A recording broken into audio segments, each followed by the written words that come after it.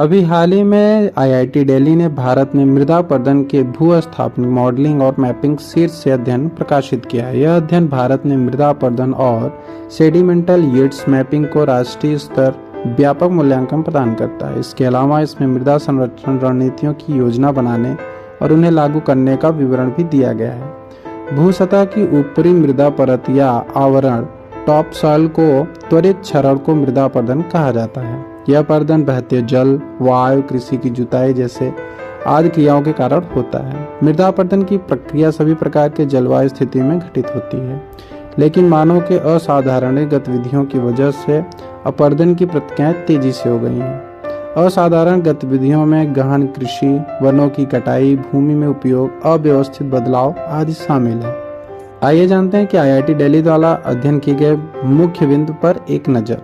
मृदा अपरदन स्तर। भारत में मृदा क्षरण या अपरदन की प्रतिवर्ष 21 टन प्रति हेक्टेयर है। भारत में लगभग 78 मिलियन हेक्टेयर कृषि भूमि की औसतन उत्पादक 8% की गिरावट दर्ज की गई है। अधिक मृदा अपरदन वाले हॉटस्पॉट हैं। ब्रह्मपुत्र बेसिन का मृदा अपरदन सबसे अधिक सामना करना पड़ता है। इसके बाद महानदी और गंगा बेसिन का स्थान आता है।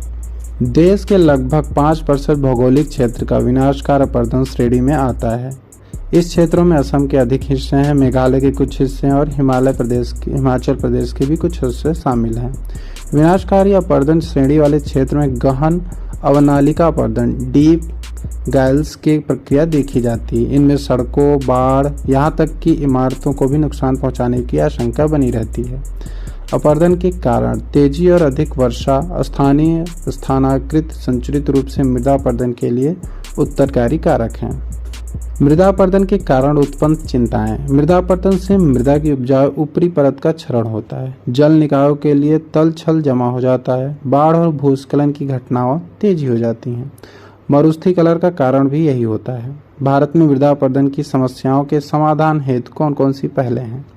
पहला है एकीकृत जल संभर वाटरशेड प्रबंधन IWMP। इसका उद्देश्य मृदा, वनस्पति आवरण और जल जैसे प्राकृतिक संसाधनों में हो रहे क्षरण को रोककर उनकी पहली वाली स्थिति को पुनर् करना और उनका उपयोग, संरक्षण एवं विकास करके पारिस्थितिक के संतुलन स्थापित करना है।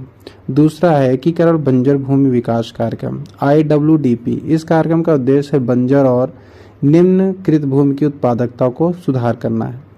तीसरा है संयुक्त राष्ट्र मरुस्थलीकरण रोकथाम कन्वेंशन UNCCD के तहत भारत 2030 तक 26 मिलियन हेक्टेयर बंजर और निर्वणीकरण वाली भूमि को फिर से उपजाऊ बनाने का